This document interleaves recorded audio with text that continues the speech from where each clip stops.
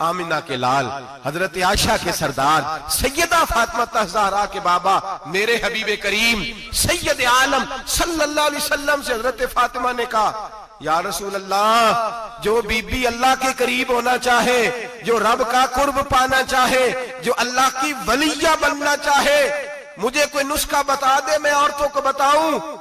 तो मेरे हबीब ने फरमाया, जो बीबी जितना घर के अंदर रहेगी, जितना घर के अंदर रहेगी, जितना घर के अंदर रहेगी, उतना ही वो अपने रब के करीब होती जाएगी, उतना ही अल्लाह का कुर्ब पाती जाएगी, उतना ही रब करीम की वलिया होती जाएगी, उतना ही अल्लाह तबारक व तआला उसे अपनी कुर्ब की मनाजिल तय फरमाएंगे। जितनी वो घर के अंदर रहेगी उतनी अल्लाह के करीब रहेगी, और जितनी सज धज के बाहर निकलेगी, जितनी सबरेगी, उतनी वो अल्लाह से दूर होती जाएगी। जितने कदम उसके घर से दूर निकलेंगे, उतने ही कदम उसके अल्लाह के कुर्ब से दूर होते जाएंगे, उतने ही कदम।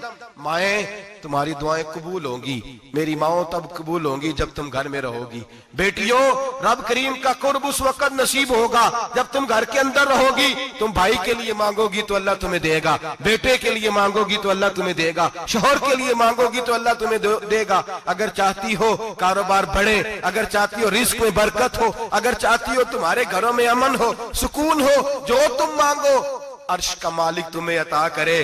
तो फिर मेरे रसूल ने नुस्खा बतलाया है, फिर मेरे करीम ने बतलाया, घरों में बैठी रहना, जितनी घरों के अंदर रहोगी उतना ही अल्लाह ज्यादा दर्जा अता फरमाएगा, तुम्हारी दुआएं कबूल करेगा, तुम्हारी इल्तिजाएं अल्लाह मानेगा। मेरे भाइयों, मेरे अजीजों, औरत के साथ जो जुल्म इस मुआशरे में हो रहा है, बेपर्दगी का तूफान है, तूफान है बेपर्दगी का। एक बुजुर्ग थे, दरवेश से, सादे से, वो आई साहब के पास अक्सर आया करते थे, तो थे बड़े सादे और थे बड़े नेक, पढ़े हुए नहीं थे, जाग रहे हैं आप हजरात, नेक बड़े थे। तो एक दिन ना पर्दे पे बहस हो रही थी, बैठे थे कुछ लोग, तो बात कर रहे थे, कह रहे थे कि जनाब औरत को निकाब पहनना चाहिए, बुरका ओढ़ना चाहिए, कुछ कह रहे थे टोपी वाला बुरका अच्छा है, कुछ कह रहे थे फलां ज्यादा अच्छा है, बातें हो रही थी। कोई आयत पढ़ रहा था, कोई हदीस पढ़ रहा था, उलमा बाबा जी सादे से बीच में बैठे थे। मैंने उनकी तरफ तवज्जो की, मैंने कहा बुजुर्गो आप भी तो कोई जवाब देना। कहने लगे मौलवी साहब मुझे हदीसें नहीं आती। कहने लगे मुझे आयतें और हदीसें मुझे नहीं आती, आयतें और हदीसें, पर पर्दा बड़ा जरूरी है, ये मेरी अकल में बात आ गई है। तो मैंने कहा वो किस तरह? कहने लगा ये तो छोटे से बच्चे की भी अकल में आ जाती है। मैंने कहा साहब हमें भी समझा दें, चले हमें को बात मिल जाए। आप चले, अगर आपने इल्म नहीं पढ़ा तो उम्र तो आपकी ज्यादा है ना, आपने बुजुर्गों से बातें सुनी है।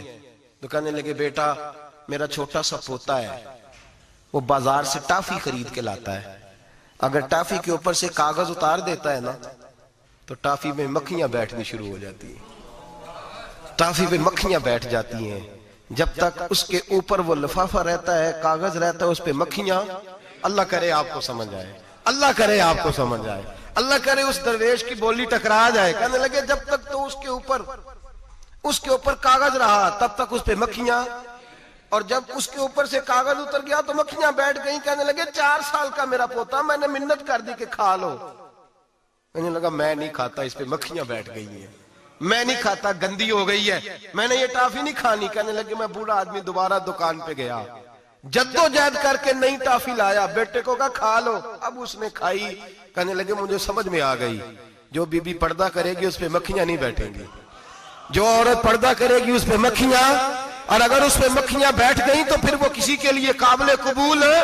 और अगर पर्दे में छुपी रही, अगर पर्दे में छुपी रही, और भाई कीमती चीजों को गुलाब चढ़ते हैं, किसी ने कभी केमिस्ट्री गुलाब पे नहीं छुपाई, फिजिक्स नहीं छुपाई, कभी किसी शायर अदीब ने अपना लिखा हुआ शायरी का कलाम नहीं छुपाया। गुलाब जब भी चढ़ता है कुरान पाक को ही चढ़ता है। मेरे भाई करोड़ों और अरबों और खरबों का मकान बना के लोग उसको गुलाब नहीं चढ़ाते, गुलाब जब भी चढ़ता है बैतुल्लाह को ही चढ़ता है।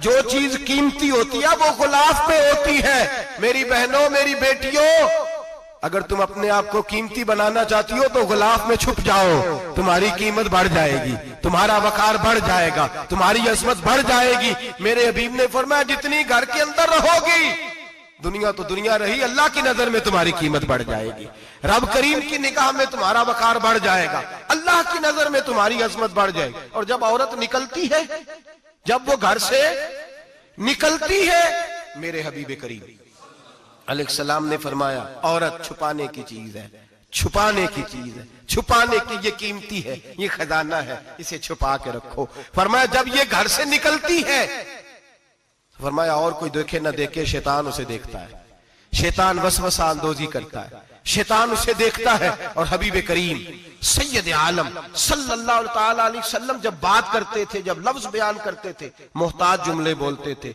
बड़ा कम, रहमतुल्लिल आलमीन नबी की जुबान से बड़ा कम सख्त जुमले निकलते थे। मेरे हबीब ने लफ्ज अदा किए, सख्त जुमले। मेरे करीम ने फरमाया जो औरत, ये जो माए बहनें सुन रही हैं, खुदारा आगे पहुंचाएं, आप भी घर में जाएं तो ये वाला वाज अपने घर में पहुंचाएं, सुनाएं, खुदारा सुनाएं, खुदारा।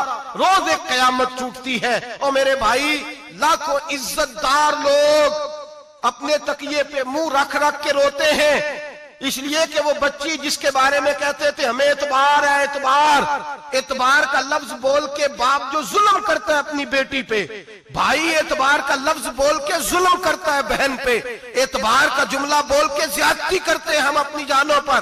हजरत जुनैद बगदादी सूफिया के सरखील सूफिया के, उनसे एक शख्स कहने लगा मुझे बेटी पे एतबार है, मैं उसको फलां जगह दाखिल ना करा दूं, पढ़ ले। आप फरमाने लगे तुझे एतबार है तो क्या अल्लाह के रसूल को एतबार नहीं था? ये तूने कैसा लफ्ज बोला, तुझे एतबार है, नबी पाक को नहीं था? मेरे महबूब के पास हजरत आयशा सिद्दीका बैठी थी, और वो बीबी जिसको कुरान कहता लस्तुन्ना कहदम मिनन निसा, तुम्हारे जैसी दूसरी कोई हो सकती नहीं। मेरे महबूब के पास हजरत अफसा बैठी थी, जनाबे सौदा बैठी थी, इससे बढ़कर भी किसी को एतबार होगा जिनको कुरान कहते हैं जैसी दूसरी हो ही नहीं सकती। हजरत अब्दुल्ला बिन मक्तूम नाबीना से अभी आए, ओ भाई नाबीना, दिल की आंखें खोल के सुनो, नाबीना से अभी, नाबीना आंखों से नजर नहीं आता, हुजूर की बारगाह में आए, मुझे एतबार है बेटी पे, मुझे एतबार है, संदल की बनी हुई बेटी है, हूर है तेरी बेटी, उसके करीब गुनाह नहीं जाता, ये तू ज्यादती कर रहा है अपनी बेटी पे, ये जुमला बोल के तू जुल्म कर रहा है, तू जालिम और फाजर हो गया जब तूने ये कहा कि मुझे एतबार है। मेरे हबीबे पाक से बढ़कर किसको एतबार होगा?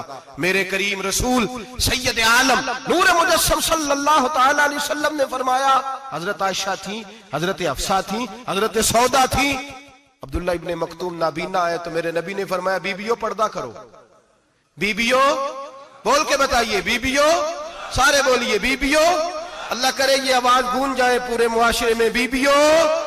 मेरे नबी ने जुमला कहा बीबियों पर्दा कर लो, पर्दा करो, नजरें झुकाओ, नकाब ओढ़ो। एक जौजा बोली हुजूर उन्हें तो नजर नहीं आता, वो तो बेचारे नाबीने हैं। तिरमिजी में हबीबे पाक के लफ्ज सुनिए, या रसूल अल्लाह उन्हें तो नजर नहीं आता। मेरे रसूल ने फरमाया तुम्हें तो नजर आता है ना, तुम तो अंधी नहीं ना, वो एक मर्द आया है, वो एक सहाबी आया है, तुम्हें तो नजर आता है, तुम्हारी आंखें तो है, उसे फितना आए ना आए तुम्हें नजर आता है, खबरदार पर्दा करो, आंखें झुकाओ, चेहरों पे नकाब डालो। हजरत जुनैद बगदादी फरमाने लगे अगर मेरे रसूल पाक अपनी अज़वाज को कहते हैं पर्दा करो और तू कहता है मुझे एतबार है, अगर नबी पाक अपनी बेटी हजरत फातिमा को कहते हैं पर्दा कर, तू कहता है मुझे एतबार है। जनाब जुनैद बगदादी मजीद बोले, आप फरमाने लगे अगर हसन बसरी पढ़ाने वाला हो, राबिया बसरी पढ़ने वाली हो और बीच में कुरान पाक पढ़ा हुआ हो, पढ़ाने वाला हसन बसरी, पढ़ाने वाले हसन बसरी जिन्होंने मौला अली शेर खुदा की सोबत पाई, जिन्होंने उम्मुल मोमिनीन हजरत उम्मे सलमा के घर में परवरिश पाई, फरमाया पढ़ाने वाला हसन बसरी, पढ़ने वाली राबिया बसरी, वो बीबी जो दुआ मांगे तो अल्लाह मुर्दा ऊंट को जिंदा फरमा दे। फरमाया पढ़ाने वाला हसन बसरी हो, पढ़ने वाले राबिया बसरी हो, और जो पढ़ा जाए वो कुरान हो। फरमाया कसम अल्लाह की इज्जत की, मैं फिर भी उन्हें पढ़ने पढ़ाने की इजाजत नहीं देता, मैं फिर भी उन्हें तन्हाई में बैठने की इजाजत नहीं देता, मैं फिर भी उन्हें अकेले रहने की इजाजत नहीं देता, इसलिए कि ये हसन बसरी हैं और मना करने वाले इमामुल अंबिया हैं, इसलिए कि ये राबिया बसरी हैं और मना करने वाले सैयदुर रुसल हैं, खबरदार फिर भी इजाजत नहीं। मेरे नबी करीम अलैहिस्सलाम बोले, हुजूर की बारगाह में से अबा ने अर्ज किया या रसूल अल्लाह सल्लल्लाहु अलैहि वसल्लम, अगर कोई नेक आदमी किसी नेक औरत के साथ बेपर्दा हो, नेक आदमी, वो पीर गुनाहगार नहीं जिसके पास बीबियां जाती हैं, वो गुनाहगार नहीं, वो तो मुजरम है, वो खाली गुनाहगार नहीं, वो तो पापी है। वो खाली गुनाहगार नहीं, वो तो दीन का डाकू है। डाकू वो तो फासिक है, वो तो दीन की हदें तोड़ने वाला है। वो तो उसको तो घसीटा जाएगा कयामत के दिन, जो औरतों से बेपर्दा मिलता तो घसीटा जाएगा। लेकिन सवाल ये है, वो खामद किधर होता है जिसकी बीवी पीर के पास अकेली जाती है? सवाल ये है, वो भाई किधर होता है जिसकी बहन पीर के पास अकेली जाती है? सवाल ये है, बेटा किधर होता है जिसकी अम्मा अकेली जाती है? मेरे नबी रहमत, नूर मुजस्सम, शफी मुअज्जम, सरवर कौन मका, सय्याह ला मका सल्लल्लाहु अलैहि वसल्लम की खिदमत आली मर्तबत में सहाबी ने पूछा कि या रसूल अल्लाह, अगर नेक हो बंदा, बीबी भी नेक हो, तो एक में बैठ सकते हैं?